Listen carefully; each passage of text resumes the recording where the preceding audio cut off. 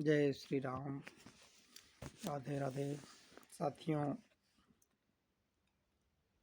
रामचरितमानस अयोध्या कांड 77वां दोहा आपको सुना रहा हूँ।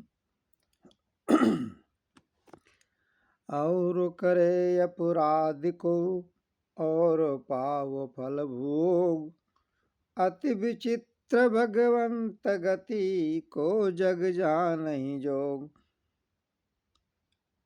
अवसर तो इसके विपरीत हो रहा है। अपराध तो कोई और ही करे और उसके फल का भोग कोई और ही पावे। भगवान की लीला बड़ी ही विचित्र है, उसे जानने योग्य जगत में कौन है। तो राय राम राखन हित लागी, और बहुत उपाय किए छल त्यागी। लखिए राम रुख रहत न जाने, धर्म धुरंधर धीर सयाने। राजा ने इस प्रकार श्री रामचंद्र जी को रखने के लिए छल छोड़कर बहुत से उपाय किए, पर जब उन्होंने धर्म धुरंधर धीर और बुद्धिमान श्री रामचंद्र जी का रुख देख लिया और वे रहते हुए न जान पड़े, तो तब नृपसी लाए उर्लीनी, अतिहित बहुत भात सिख दीनी। कहीं बन के दुख दुसह सुनाए, और सास ससुर पित सुख समझाए। तब राजा ने सीता जी को हृदय से लगा लिया और बड़े प्रेम से बहुत प्रकार की शिक्षा दी। बन के दुख दुस्साह कहकर सुनाए, फिर सास ससुर तथा पिता के पास रहने के लिए सुख को समझाया। तो सिय मन राम चरण अनुरागा, अगर न सुगम बनु विषम लागा। और सबहि सिय समुझाई, कही कही विपिन विपित अधिकाई। सीता जी को मन से श्री रामचंद्र जी के चरणों में अनुरक्त था, इसलिए उन्हें घर अच्छा नहीं लगा और ना वन भयानक लगा। फिर और सब लोगों ने भी वन में विपत्तियों की अधिकता बता बता कर सीता जी को समझाया।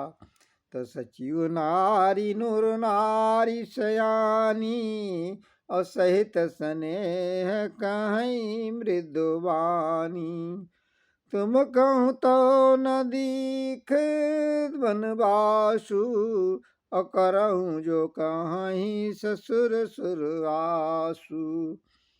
मंत्री सुमंत्र जी की पत्नी और गुरु वशिष्ठ जी, स्त्री अरुंधति जी तथा और भी चतुर स्त्रियों स्नेह के साथ कोमल वाणी से कहती हैं कि तुमको तो राजा ने वनवास दिया ही नहीं, इसलिए जो ससुर गुरु और सास कहें तुम तो वही करो।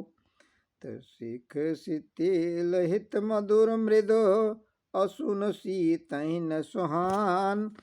शरद चंद चंदन लगत, जन चकई अकुलान। वह शीतल हितकारी मधुर और कोमल सिख सुनने पर सीता जी को अच्छी नहीं लगी, तो इस प्रकार व्याकुल हो गई, मानो शरद ऋतु के चंद्रमा की चांदनी लगते ही चकई व्याकुल हो उठी हो। तसीय सकुच बसउ तरुण देई, असो सुनि तम कहीं उठ कई केई। मुनि पटभूषण भाजन आनी, आगे धरी बोली मृदुबानी। सीता मैया संकोच बस उत्तर नहीं देती। इन बातों को सुनकर कैकेयी तमतमाकर उठी। उसने मुनियों की वस्त्र आभूषण माला मेखला आदि और बर्तन कमंडलू आदि लाकर श्री रामचंद्र जी के आगे रख दिए और कोमल वाणी से कहा कि नृपहि प्राण प्रिय तुम रघुबीरा, अशील स्नेह न छाड़हि वीरा। सुकृत सुजस परलोक न साऊं, और तुम ही जान बन कहीं न काऊ। हे रघुवीर, राजा को तुम प्राणों के समान प्रिय हो। भीरु प्रेम बस दुर्लभ हृदय के राजा शील और स्नेह नहीं छोड़ेंगे। पुण्य, सुंदर यश और परलोक चाहे नष्ट हो जाए, पर तुम बन जाने को कभी नहीं कहेंगे, तुम्हें बन जाने को कभी नहीं कहेंगे। तो ऐसे विचार सोई करहूँ जो बावा, और राम जनन सिख सुन सुख पावा। भूप ही बचन बान सम लागे, और करहि न प्राण पयान अभागे। ऐसा विचार जो तुम्हें अच्छा लगे वही करो। माता जी की सीख सुनकर श्री रामचंद्र जी ने ब्रह्मा जी ने बड़ा सुख पाया, परंतु राजा को ये वचन बाण के समान लगे। वे सोचने लगे, अब भी अभागे प्राण क्यों नहीं निकलते। तो लोग बिकल मूर्छित नर नाहूँ, और का करही कछु सूझन काहूँ। राम तुरत मुनि वेश बनाई, और चले जनक जनहिन सिरनाई। राजा मूर्छित हो गए, लोग व्याकुल हैं, किसी को कुछ सूझ नहीं पड़ता है कि क्या करें। श्री रामचंद्र जी भगवान तुरंत मुनि का भेष बनाकर माता पिता को सिर नवाकर चल दिए। तो सजीवन साजु समाजु सब, और बनित बंधु समेत। बंद विप गुरु चरण प्रभु, चले करी सब ही अचेत।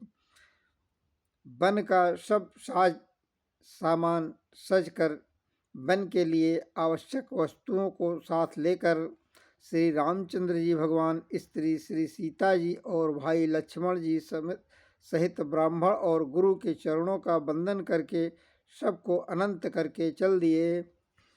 तो निकसी वरिष्ठ द्वार भई ठाड़े, और देखे लोग विरही तउ दाड़े।